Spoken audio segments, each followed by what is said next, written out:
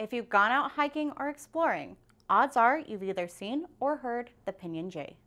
Robin-sized bluebirds, Pinyon Jays are an integral part of the ecosystem of the pinyon and the juniper forests scattered across the Colorado Plateau, a vast area that covers the Four Corner states. The birds are also serving another purpose, making wildlife conservation accessible to everyone, regardless of experience. You're watching the Local News Network, brought to you by CMIT Solutions and Three Rivers Brewery. I'm Haley Upsall. The project initially started actually during 2020 and 2021 when a lot of our opportunities to engage with the community really got, tamped down for obvious reasons. So part of my role here at the Grand Canyon Trust in terms of community engagement is helping run our volunteer program.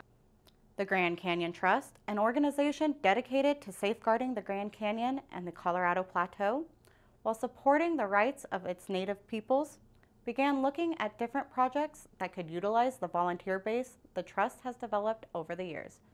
Enter the Pinyon Jay. So this bird species, endemic to the Colorado Plateau, doesn't migrate off it, stays here year round, and is really linked to these trees being present, and especially old growth trees that are producing enough seeds for the jay populations to move around between them. Both are suffering. And so if we can rally volunteers and community scientists who are already out on the landscape, recreating, hiking, living, doing their thing, to keep an eye out for these birds, we can then advocate for forest protections by saying, hey, these birds are intrinsically linked to this ecosystem, they need it. Pinyon Jays share a symbiotic relationship with the pinyon trees they call home. The trees provide shelter, protection, and food to the jays, and in return, the Pinyon Jays help the trees spread seeds.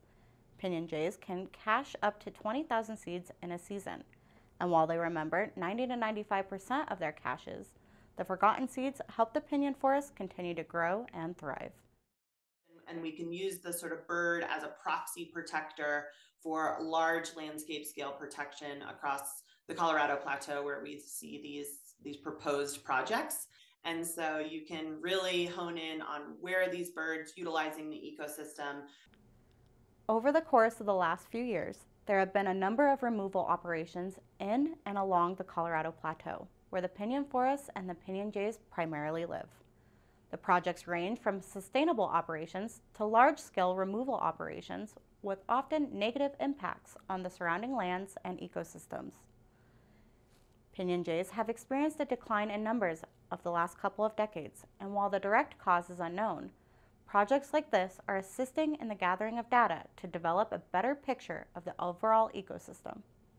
The success of the program is in part due to amateur birders, hikers, bikers, and other outdoor enthusiasts. The program is open to everyone.